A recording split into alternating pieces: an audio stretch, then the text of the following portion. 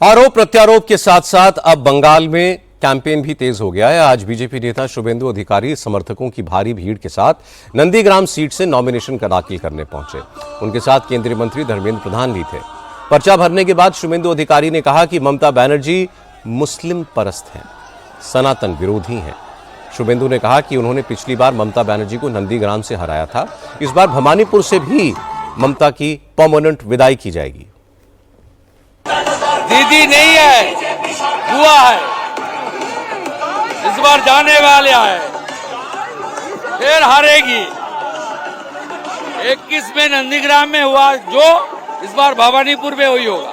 ममता बनर्जी का पार्टी मुस्लिम लीग 2 है, जमात है, वंदे मातरम को रोकता है, दुर्गा माता का मूर्ति तोड़ता है, काली माता को प्रिजन में उठाता है, एक घोर सनातन विरोधी। मैं कालीघाट मंदिर में था और ममता बनर्जी नमाज पढ़ रही थी। ममता बनर्जी बार बार एसआईआर का मुद्दा उठाती हैं, वोटर लिस्ट से नाम काटने का आरोप लगाती हैं।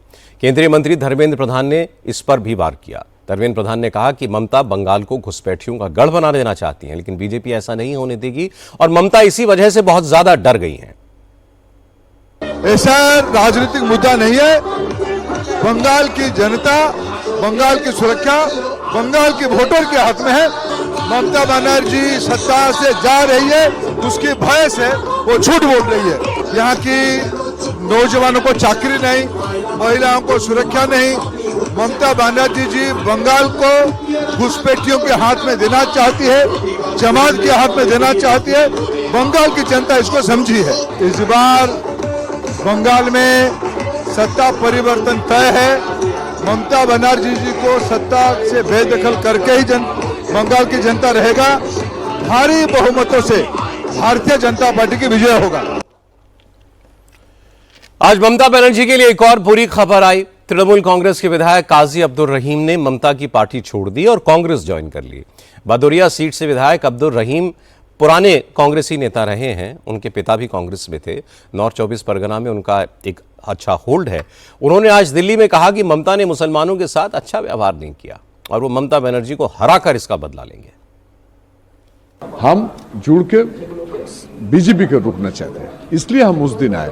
लेकिन हम जाने का बाद उसका जो एक्टिविटी है, जो दूसरा हम लोग का जो सोच थे, जिसके लिए हम लोग गया है, लेकिन हमको लगा जे वो ठीक नहीं है।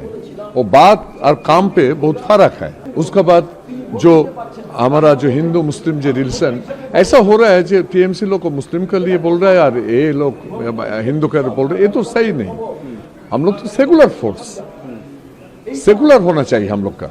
बंगाल तो बहुत अच्छा लीडर सेकुलर के लिए दिया है, इसलिए हम लोग दिल टूट गया।